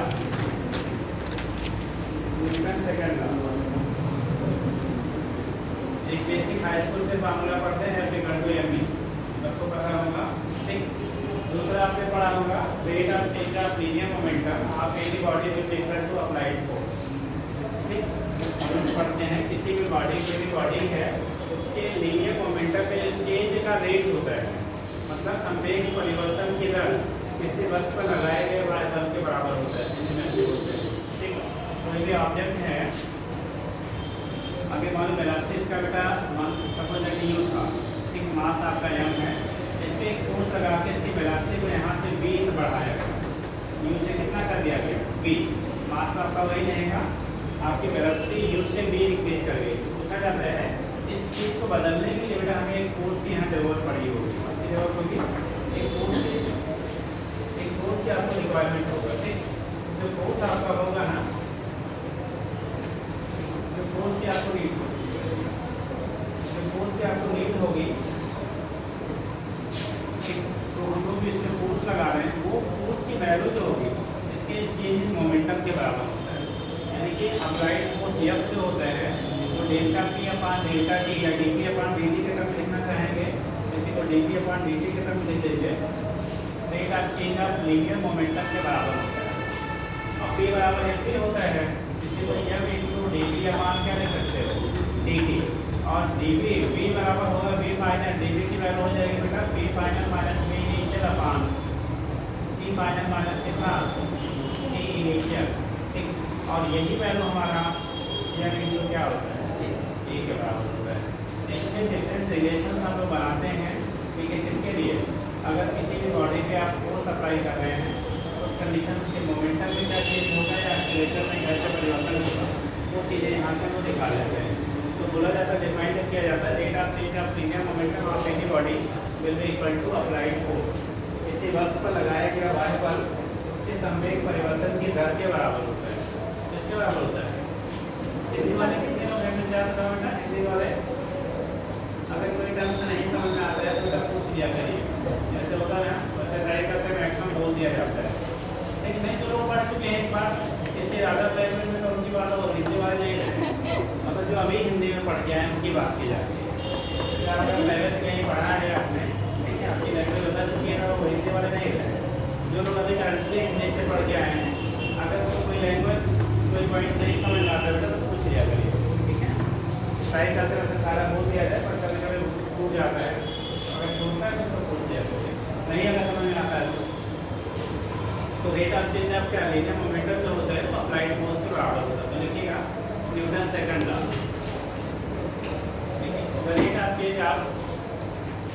the rate of change of linear momentum, the rate of change of linear momentum of a body, rate of change of linear momentum of a body is directly proportional to rate of change of linear momentum of a body is directly proportional to external force, directly proportional to external force applied on the body, मतलब जो उससे external force लगाएंगे उसके बराबर directly proportional to external force applied on the body, and this change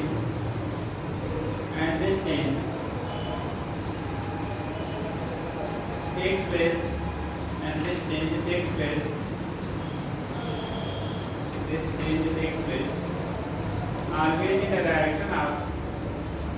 always in the direction of applied force, always in the direction of applied force। अब यहाँ से ऐसे लिख लीजिए, थोड़ा सा बना होता है और ऐसे मिला,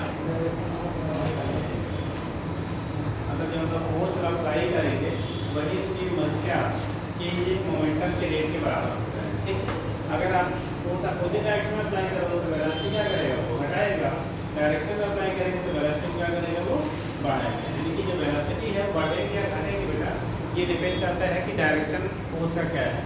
अगर मोशन की डायरेक्शन में है तो वेलोसिटी को बढ़ाएगा, मोशन के अपोजिट होगा तो वेलोसिटी को घटाएगा। ठीक, नोट करिए।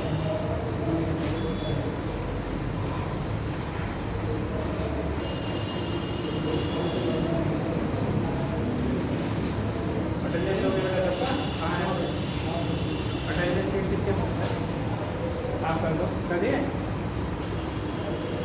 छोटा सा बेटा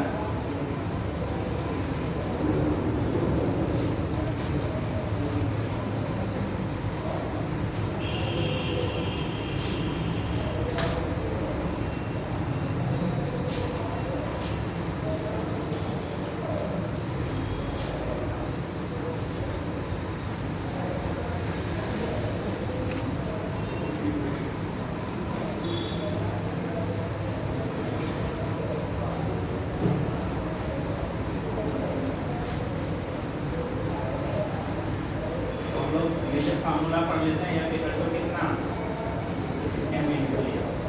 ठीक, लेकिन जो आपके यहाँ क्वेश्चन पूछा जाता है वो सबसे ज़्यादा इस वाले क्वेश्चन में बनता है। वेलोसिटी आपको इनिशियल दी रहेगी, इनिशियल जीरो जो भी रहेगा, फाइनल वेलोसिटी दी रहेगी, मास दिया रहेगा, फिर कितने फोर्स की रिक्वायरमेंट होगी, कितना फोर्स अप्लाई किया गया। क्वेश्चन काटेगा। यूनिट क्या होगा फोर्स का? अगर हम यूनिट की बात करेंगे तो इसका यूनिट क्या हो जाएगा? न्यूटन। आप उसका क्या कह सकते हैं बेटा? मीटर पर सेकेंड स्क्वायर। डायमेंशन, डायमेंशन क्या होगा फोर्स का? mLT के पावर माइनस, डायमेंशन हो गया mLT के पावर माइनस 2, यूनिट हो गया न्यूटन आर केजी मीटर पर सेकंड स्क्वायर। जब सीजीएस यूनिट ले लेंगे तो इसी को डाइन कह देते हैं। जब सीजीएस में आप लिखोगे, सीजीएस यूनिट की बात करेंगे उस केस में आपका डाइन होता है। क्या होता है? डाइन। या दूसरा हम लोग कह देते हैं ग्राम केजी, ग्राम में हो जाएगा ग्राम सेंटीमीटर पर सेकंड स्क्वायर। डायमेंशन तो नहीं रहेगा, डायमेंशन तो वही है बट आपका क्या यूनिट चेंज हो जाता है। तो ग्राम सेंटीमीटर पर सेकंड स्क्वायर सीजीएस हो जाएगा, एमजीएस में आपका हो गया। तो यहाँ से दिखा देते हैं क्या होगा बेटा। एक क्वेश्चन कर लीजिए तब आगे बात किया जाए। लिखिएगा,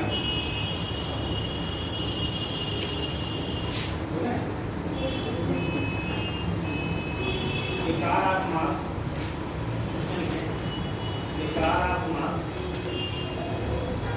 800 kg, mass 800 kg is moving with velocity 800 kg is moving with velocity 18 km per hour, 18 km per hour, 18 km per hour। देखिएगा, ये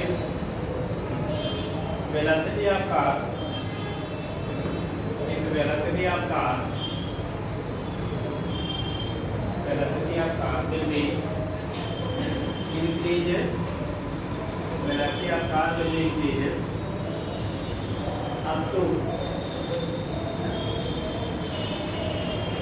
70 km per hour, 70 km per hour within 20 seconds, 70 km per hour within 20 seconds, 70 km per hour within कितने? 20 seconds। Then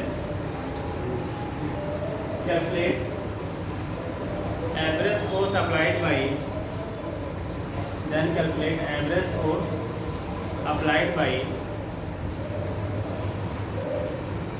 engine, applied by engine on the car,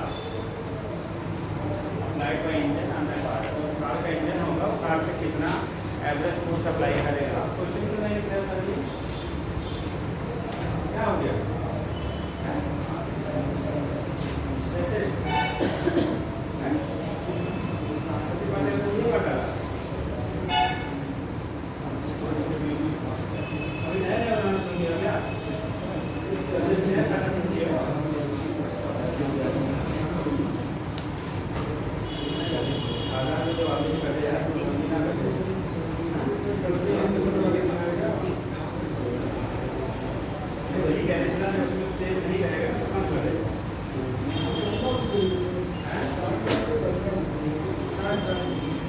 बेटा जी तभी तो sir आगे को सीख लीजिए। तो ये काटने थोड़ी सीख लेते हैं। चलो मगर इसमें अगर डॉक्टर बन गया तो पता 10 लोग को मुंडिया काट दोगे, कहोगे तो नया सीखेंगे। हाँ 4 साल का चलेगा। 4 साल का चलेगा। 4 साल जिंदगी जिंदगी थोड़ी चलाया जाता, मुर्गे चलाया जाता। चलो हो गया बेटा, तो कंडीशन ये हो गया। यहाँ पे दिखा दे क्वेश्चन दिखाइए कितने लोग आ गया? 70 70 18 से घटेगा कि बढ़ेगा जी? हैं इंक्रीज दिखाया लैंग्वेज में ना, तो 18 से 17 बड़ा होता है।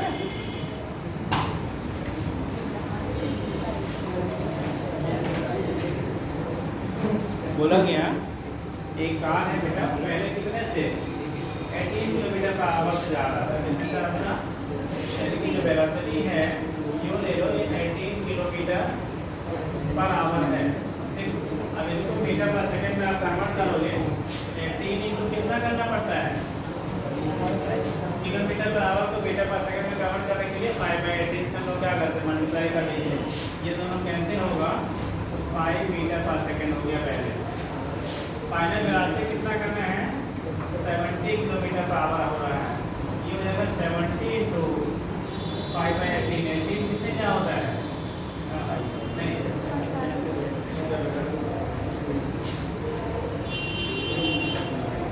अब यहाँ पे 70 की वजह 72 कर लो बेटा, स्पीड तो 70 कैलकुलेशन आसान हो जाएगा, तो 72 कर लीजिए। 70 की वजह 72 कर लीजिएगा।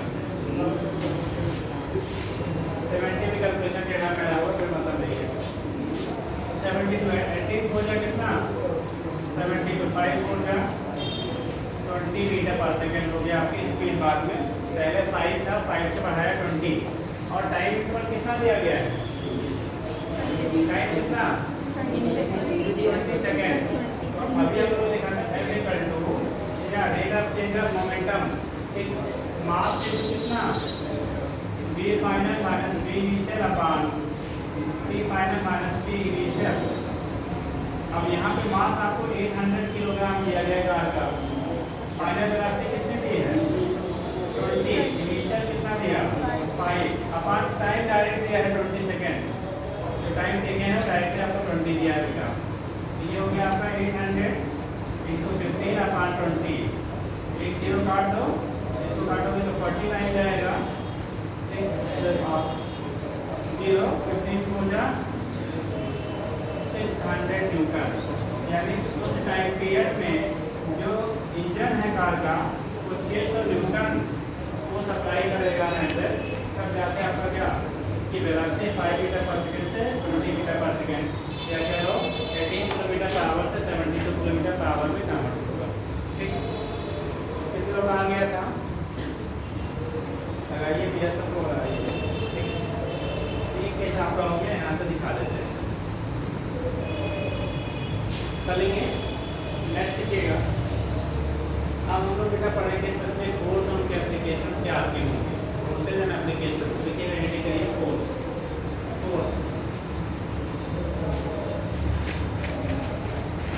हमने 9th में डिफिनेशन पढ़ते हैं, course is an external effort which can क्या स्टार्ट और स्टॉप और चेंज द वेलोसिटी। मतलब कोई बॉडी अगर रेस्ट में है तो उसको क्या या तो स्टार्ट कर दे मोशन, या मोशन में है तो स्टॉप कर दे, रोक दे, या अगर मोशन कर रहा है तो उसकी स्पीड को क्या करें, चेंज कर दे। ठीक, तो एक स्ट्रक्चर लोग कहते हैं। दूसरा कहते हैं it is act in the form of pull और पुश, धक्का देना या क्या करना, खींचना। दो टर्म में हम उसको यूज करते हैं। तो लिखिएगा ये करेगा force. Force is an external effect.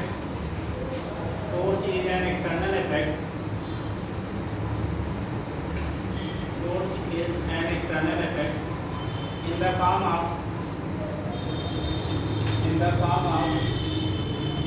push or pull. In the form of push मतलब धक्का देना बेटा, push or pull मतलब खींचना। ठीक, push or pull। दूसरा फोर्स देखिए, फोर्स प्रोड्यूस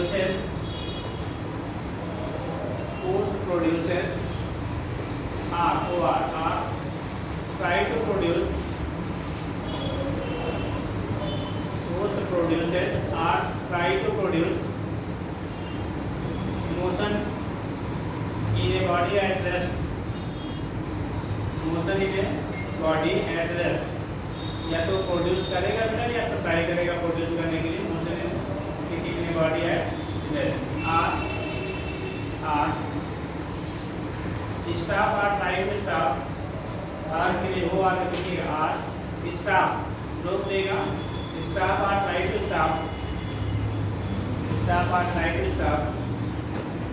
ये मूविंग बॉडी, कोई बॉडी का पहले से चल रही है या तो उसके डायरेक्शन को क्या करेगा उतरे उसके स्पीड को रोक बंद कर देगा यानी जीरो कर देगा या तो ट्राई करेगा रोकने के लिए, ठीक। और अगला लिखिएगा आर करके change or try to change the direction of motion of body, change or try to change the direction of motion of body, change or try to change the direction of motion of body. या तो body के motion start कर देगा बेटा या तो motion start करने के लिए क्या करेगा वो ट्राई करेगा। ये सारी चीज़ें होती है, यहाँ से दिखा रहे थे हम लोग फोर्स क्या होगा, ये प्रेजेंटेशन हो जाएगा, ठीक। अब दूसरी चीज़ें होती है बेटा जब फोर्स की जो कंपेयर करेंगे, अगर आप कंपेरिजन करते हो पीछे आगे आपसे पढ़ा हुआ ग्रेविटेशन गुरुत्वाकर्षण बल कहते हैं, ठीक। और एक होता है इलेक्ट्रोस्टैटिक फोर्स यानी कि बैटल बल। अगर दो चार्ज पार्टिकल के बीच में इलेक्ट्रोस्टैटिक फोर्स और ग्रेविटेशनल फोर्स को तुलना किया जाए, कंपेयर किया जाए, इसकी वैल्यू ज़्यादा होगी, कितनी लोग बताएंगे। जैसे दो इलेक्ट्रॉन की बात कर लेते हैं, और एक इलेक्ट्रॉन ये है, दूसरा इलेक्ट्रॉन ये दूरी पे को रखा गया है। अगर इन दोनों के बीच ग्रेविटेशनल फोर्स और इलेक्ट्रोस्टैटिक फोर्स को कंपेयर किया जाए, इसकी वैल्यू ज़्यादा होगी, इसकी वैल्यू कम होगी।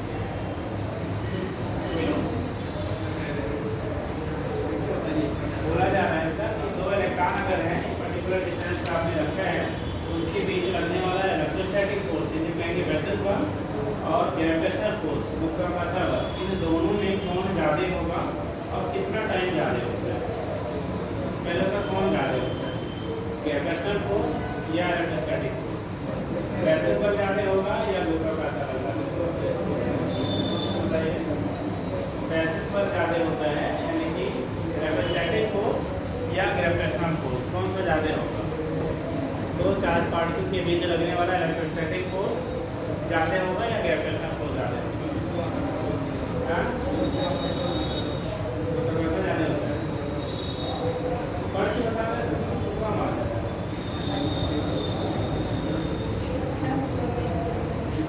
कौन सा ज़्यादा होता है कोई बताएंगे? कौन सा फोर्स ज़्यादा होता है, इलेक्ट्रोस्टैटिक और ग्रेविटेशनल?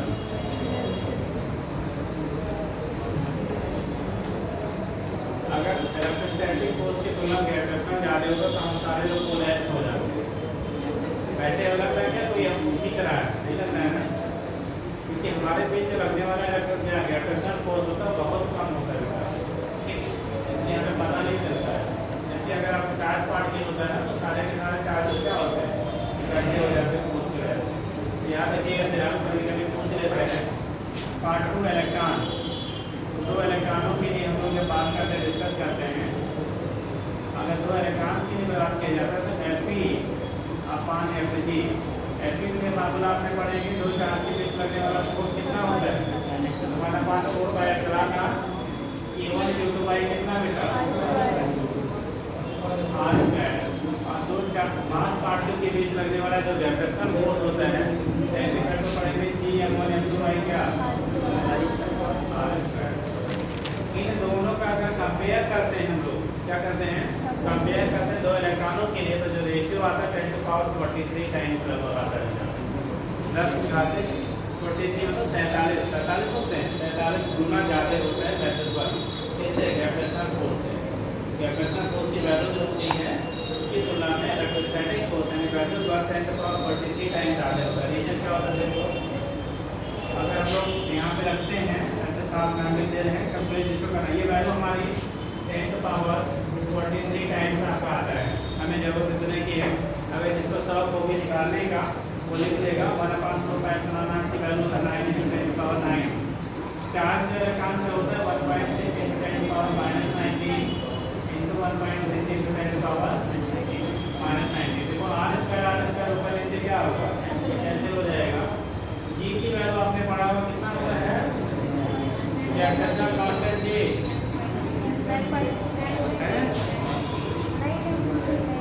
जी की वैल्यू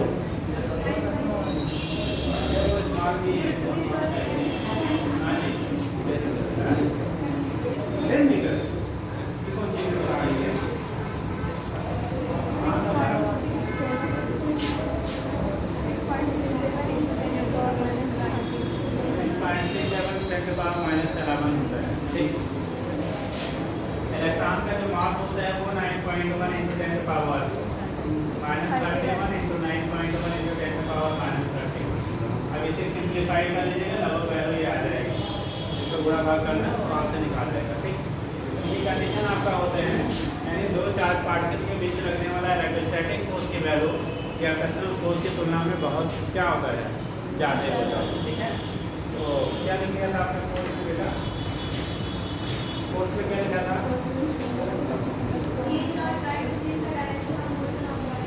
ऑलरेडी आपको यूनिट वगैरह हमने लिखा दिया है, यूनिट डायमेंशन का फोर्स वगैरह लिखा दिया है। नीचे पॉइंट पे कैसे लिख लीजिएगा देखिए इलेक्ट्रोस्टैटिक फोर्स या उसे इलेक्ट्रिक फोर्स भी कहते हैं। Electrostatic electric force electrostatic electric force between two charge particles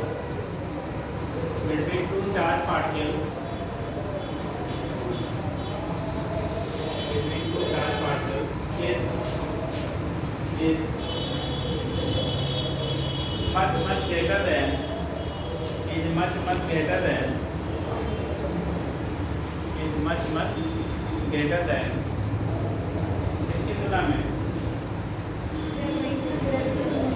gravitational force develop between them। अब ऐसे लिखते हैं ना पार्ट 2 इलेक्ट्रॉन जरूरत यहीं तक की है। अगर आप लिखना चाहेंगे तो नीचे रखिए या यहाँ से नोट करिए।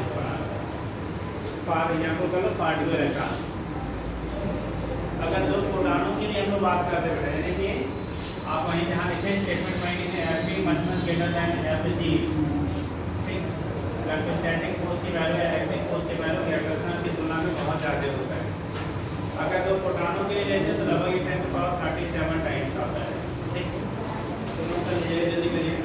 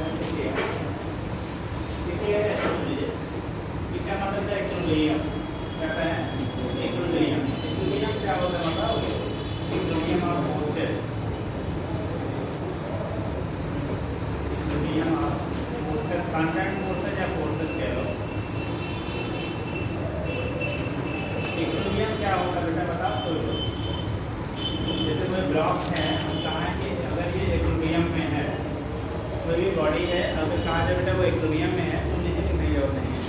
कोई भी ब्लॉक है, कोई बॉडी है इक्विलिब्रियम में है, इक्विलिब्रियम का मतलब ये होता है उस ब्लॉक या बॉडी पे लगने वाला नेट फोर्स की जो वैल्यू होगी वो 0। जैसे अभी आप लोग बैठे हुए हो, हम खड़े हुए हैं, तो अभी आपके लगने वाला नेट फोर्स कैसा है? 0। इसीलिए आप इस कंडीशन में हो। अगर किसी भी डायरेक्शन में एक रिजल्टेंट फोर्स लगता तो आप उसी डायरेक्शन में क्या करते? शिफ्ट हो जाते। ठीक, यानी कि अगर किसी बॉडी पे लगने वाला नेट फोर्स 0 होगा तभी बॉडी इक्विलिब्रियम में कहलाएगी। अगर नेट फोर्स 0 नहीं है तो बॉडी इक्विलिब्रियम में नहीं होगी। जैसे हम लोगों ने इसे रखा बेटा, अब इसका वेट किधर काम कर रहा होगा? हमेशा किसी बॉडी को कहीं भी रखेंगे उसका वेट जो होता है वो डाउनवर्ड काम करता है। किसी बॉडी को आप कहीं भी रखोगे तो उसका वेट कहाँ काम करेगा? तो डाउनवर्ड काम करेगा। अगर वेट डाउनवर्ड काम कर रहा है तो एक रिएक्शन फोर्स सरफेस के द्वारा रिएक्शन या नॉर्मल फोर्स कह देते हैं। आर से भी दिखाया जाता है, एम से भी दिखाया जाता है। तो नॉर्मल फोर्स क्या रहेगा? ऊपर की तरफ। ये दोनों फोर्सेज अगर आपस में बराबर रहेगा तो ये ब्लॉक यहाँ पे इक्विलिब्रियम में होगा। अगर इनमें से कोई भी फोर्स ज़्यादा हो गया तो ब्लॉक की इक्विलिब्रियम डिस्टर्ब हो जाएगा। ठीक, जैसे अगर आपको पानी पे चलना हो चल पाते हैं क्या? वाटर सरफेस पर अगर आपको चलना हो चल पाते हैं? नहीं चल पाते। जबकि रोड पे हम लोग क्या या बात पे आराम से चल रहे हैं। रीजन क्या है? हम वहाँ पे जब आप क्या करेंगे, पैर रखेंगे यानी एक्शन करेंगे तो रिएक्शन आपको नहीं मिलेगा। यानी कि जितना रिएक्शन आप करेंगे, जितना आपका वेट डाउनवर्ड होगा उतना वहाँ रिएक्शन फोर्स नहीं मिलता है। ना मिलने की वजह से हम कहाँ चले जाते हैं? नीचे। जैसे मान लो यही है, अभी इस कंडीशन में इक्विलिब्रियम में बॉडी है। अगर नीचे वाला फोर्स ज़्यादा होगा ऊपर वाला कम, तो कहाँ जाते हैं? नीचे। अगर ऊपर वाला फोर्स ज़्यादा हो जाए नीचे वाला कम, तो कहाँ चले जाएंगे? ऊपर। ठीक, जैसे आप झूला झूले होंगे बगल में देखो आजकल चल रहा है क्या? प्रदर्शनी है, उसमें एक वर्टिकल वाला जो झूला झूलाते हैं, जब आप ऊपर की तरफ जाते हैं उधर की तरफ, कितने लोग ऐसे झूला है? वर्टिकल वाला झूला कितने लोग झूले? हाँ लगाओ, कोई सम्मानित कोई बात है, झूलेंगे क्या दिक्कत है? इसमें उसको लगा के नहीं झूले, ये छोटे झूलने वाले हैं। चलो ठीक, जब आप झूलते हो ना, ठीक है, झूले होंगे, जब आप ऊपर की तरफ जाते हो इसका मतलब उस समय झूले के द्वारा जो आपके ऊपर लगाया गया फोर्स है वो आपके वेट से ज़्यादा हो गया। तब आप कहाँ जाते हो? अपवर्ड। जब डाउनवर्ड आते हैं तो उस समय आपका वेट उस पर लगने वाले फोर्स से क्या होता है? ज़्यादा होता है। इसलिए हम लोग कहाँ आते हैं? डाउनवर्ड। वैसे डर कब लगता है जी? ऊपर जाते समय कि नीचे नीचे आते हो? क्यों नीचे आने कौन सा टेंशन है?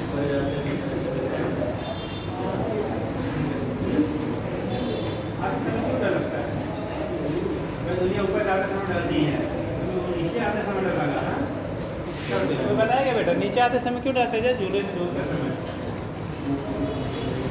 जब वो स्पीड में ब्रेक करता है तो हम लोग का इफेक्टिव रेट जो होता है घट जाता है। ये पढ़ेंगे हम लोग आगे। ठीक है, जो इफेक्टिव रेट होगा डब्ल्यू की वैल्यू रखा तो वो डिक्रीज कर जाता है, क्योंकि झूला भी नीचे आ रहा है, जी भी नीचे काम करता है, तो इफेक्टिव सी की वैल्यू घट जाती है। तो सीट नीचे से गायब होने वाली है। ठीक, इसलिए आपको डर लगता है। तो ऊपर जाने से उतना ज़्यादा डर नहीं लगता है। ठीक है, चलिए फिर आप ये क्या लगता है हमारा डाउनवर्ड फोर्स। अगर किसी बॉडी पे लगने वाला नेट फोर्स 0 है, हम बोले कि बॉडी में इक्विलिब्रियम, अगर नेट फोर्स की वैल्यू 0 नहीं है तो उसके इसमें body will not be equilibrium कहा जाएगा। तो अगर ये रिजल्टेंट वैल्यू आपकी 0 है तो बॉडी इक्विलिब्रियम में होगा।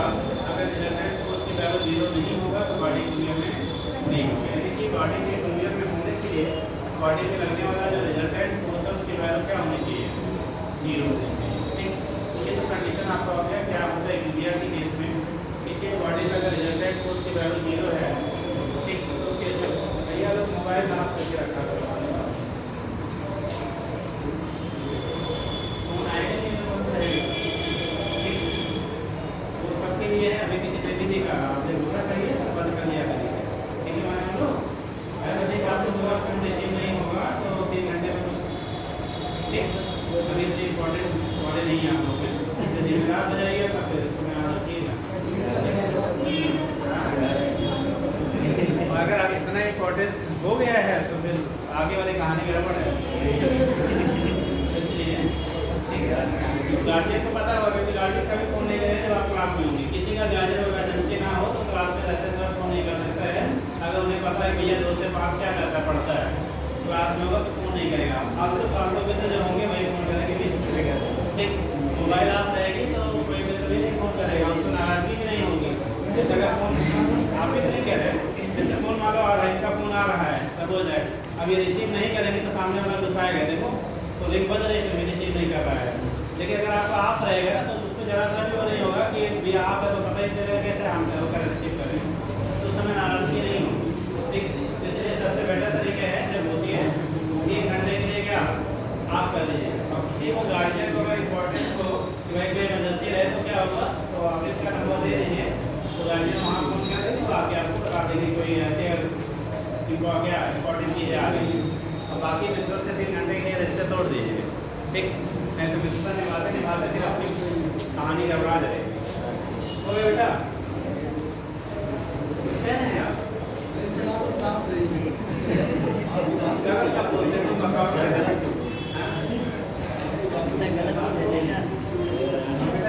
पढ़ना शुरू किया वो उससे पहले तो लोग पढ़ा रहे थे ना, तो हज़ारों लोग कितने लोग पढ़ चुके कितने जाते हैं सही है कि आपके फायदा में अब मानेंगे तो आप हमारा नहीं मानेंगे तो आप ना।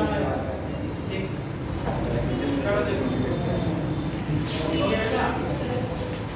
ये केस आपका होता है, यहाँ से हम दिखा लेंगे क्या होगा।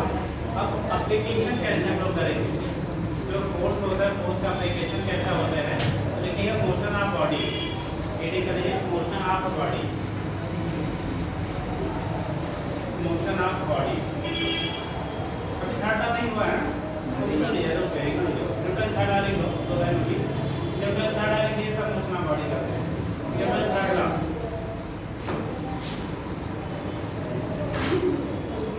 Newton third law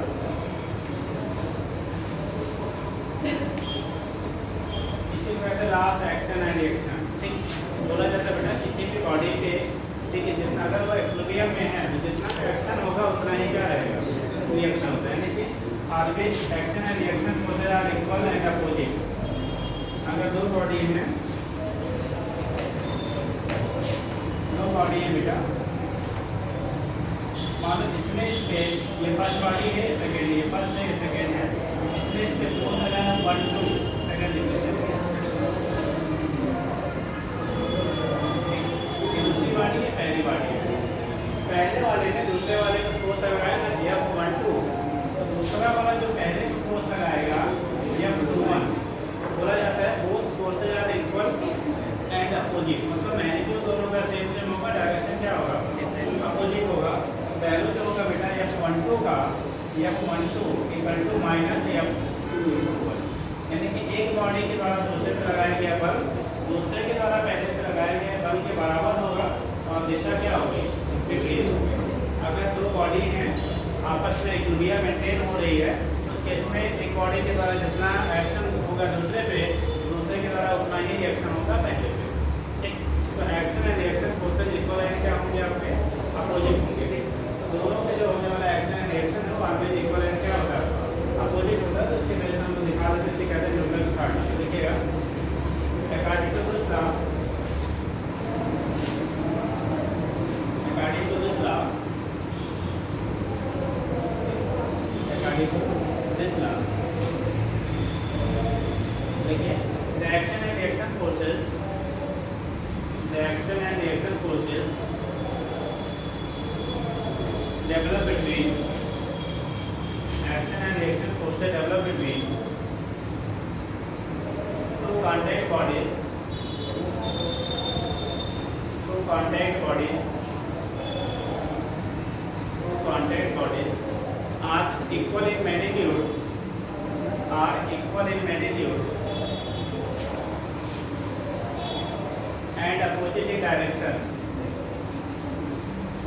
Equal in magnitude बेटा, equal in magnitude मतलब उसका मान बराबर होगा, equal in magnitude and opposite in direction, opposite in direction under the state of equilibrium, under the state of equilibrium, under the state of equilibrium। अगर वो equilibrium maintain हो रही है तो ठीक, जैसे आप बैठे हुए तो आपका इक्विलिब्रियम मेंटेन है, इक्विलिब्रियम मेंटेन है, इसलिए जितना आप एक्शन कर रहे हैं उतना ही यहाँ पे क्या हो रहा है, रिएक्शन हो रहा है। बट अगर इक्विलिब्रियम मेंटेन नहीं होता, अगर आप ज़्यादा फोर्स लगाते तो वेलोसिटी मूवमेंट कहाँ चला जाता, नीचे। तो उस केस में नहीं होगा, ये तब तक होता है जब तक इक्विलिब्रियम हमारी क्या हो रही है, स्टेबल है यानी मेंटेन है तब तक। ठीक, ऐसे बना के दिखा लीजिए, जल्दी करिए।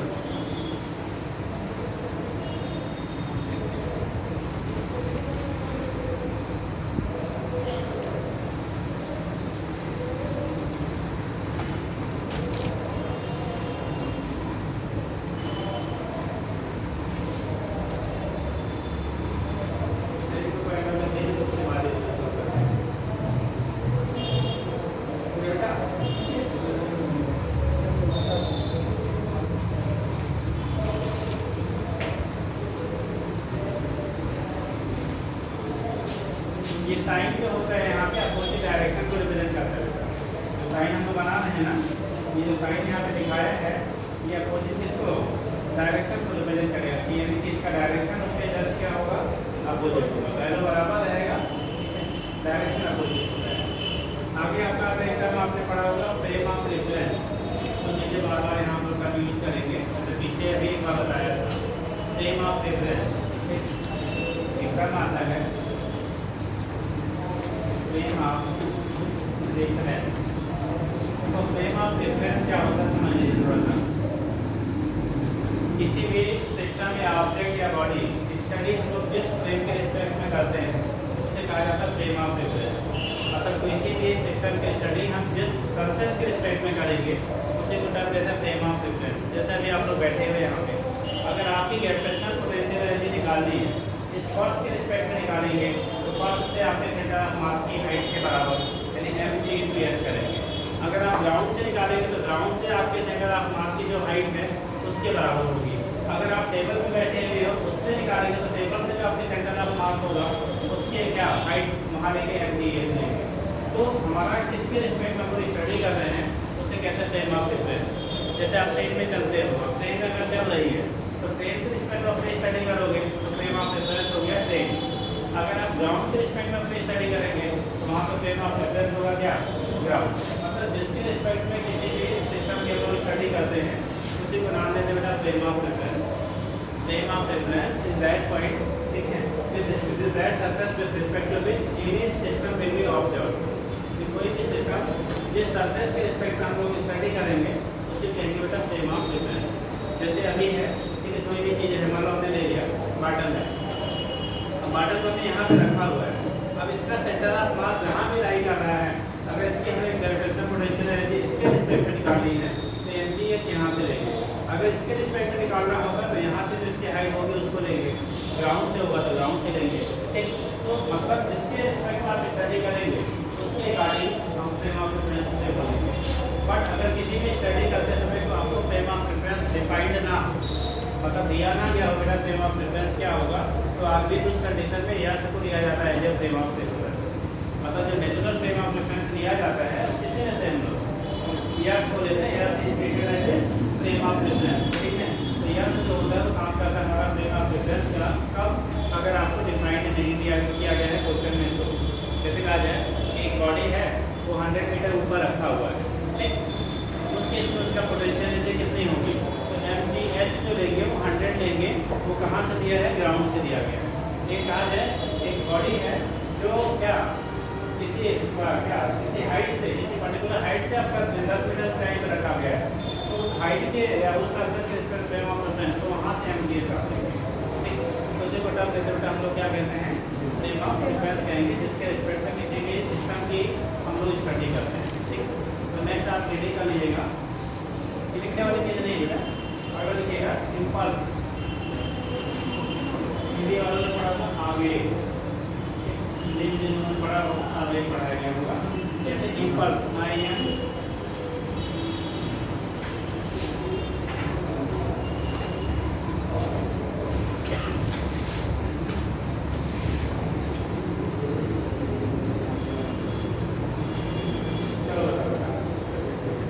क्या होता है, कितने होता है, व्हाट इज इम्पल्स, आई से मेजर किया जाता है।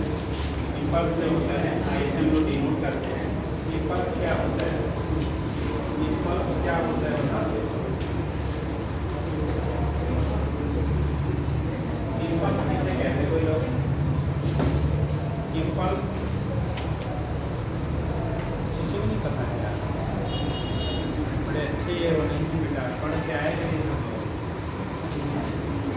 आपको अभी पता रहता है आपकी क्या पढ़ाया जाना है, पता रहता है, तो आपके पास जो भी बुक है एक बार पढ़ के आइए।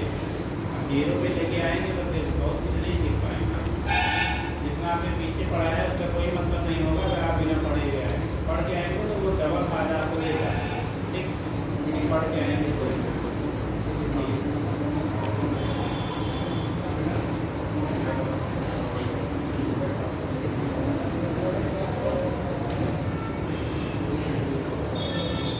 बोला जाता है कि force is applied on the body for a very short time interval, then the product force and time interval is called impulse. किसी भी वक्त पर अगर बेटा हम लोग क्या करते हैं, फोर्स अप्लाई कर रहे हैं वेरी शॉर्ट टाइम इंटरवल, ध्यान रखना है वेरी शॉर्ट टाइम इंटरवल के लिए अगर फोर्स अप्लाई किया जाए तो उसे इम्पल्स कहते हैं। जैसे आप सभी लोग बैठे हुए हो, फोर्स आपका वेट टेबल पे लग रहा है या हम खड़े हैं तो ग्राउंड पे हमारा वेट लग रहा है, ये इम्पल्स नहीं जनरेट कर रहा है। रीजन क्या है, क्योंकि लॉन्ग टाइम से आप उसके पोजीशन पे बने हुए हो, बराबर कि आपको थप्पड़ मारा जाए तो क्या होगा, जो फोर्स आपका आपके फेस पे जनरेट होगा ठीक, वो एक शॉर्ट टाइम इंटरवल के लिए होगा, तो उसका हम फोर्स और टाइम इंटरवल का प्रोडक्ट जो होगा बेटा उसे कहेंगे इम्पल्स। जैसे क्रिकेट खेलते हैं ना, बॉल आता है बैट से हिट होता है, तो बैट से टकराता है क्या चिपका लग जाता है क्या, तो 2 दिन के लिए इमीडिएटली सेपरेट हो जाता है। क्या करता है, इमीडिएटली सेपरेट हो जाता है। तो फिर शॉर्ट टाइम इंटरवल के लिए कॉन्ट्रैक्ट में आता है, उससे हम लोग क्या करेंगे, इम्पल्स है। मतलब कोई भी अगर बॉडी में आप फोर्स अप्लाई कर रहे हो किसके लिए, मेरे शॉर्ट टाइम इंटरवल के लिए, तो फोर्स और टाइम इंटरवल का जो प्रोडक्ट होगा उसे हम कहेंगे बेटा क्या, इम्पल्स कहते हैं।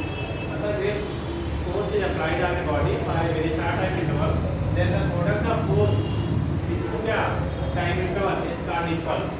आई का जो लिखते हैं बेटा एफ इंटू डेल्टा टी या डी टी कहते हैं। ठीक, टाइम का यहाँ पे कंडीशन है वेरी शॉर्ट आपका होना चाहिए, टाइम क्या होना चाहिए, शॉर्ट टाइम के लिए हम यूज करते हैं। अगर आप यहाँ से यूनिट लेंगे ऐसा ही क्या यूनिट लेते हैं तो होगा फोर्स का कितना, न्यूटन इंटू सेकेंड, या इसी को अगर आप देखेंगे तो आप लिख सकते हो क्या, केजी मीटर पर सेकेंड, केजी मीटर पर सेकेंड। ठीक, डायमेंशन अगर आप लिखते हैं बिल्कुल पीछे बोला था, डायमेंशन जो आपका होता है वो वही होगा जो आपका मोमेंटम का था, mft के पावर इसको कहा जाता है इम्पल्स। तो लिखिएगा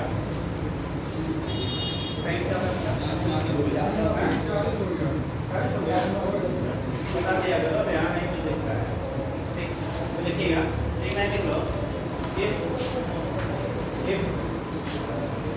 force is applied on the body for very short time interval, force is applied on the body for very short time interval, for very short time interval, then product of force and time interval, product of force and time interval is called impulse, is called impulse। force और time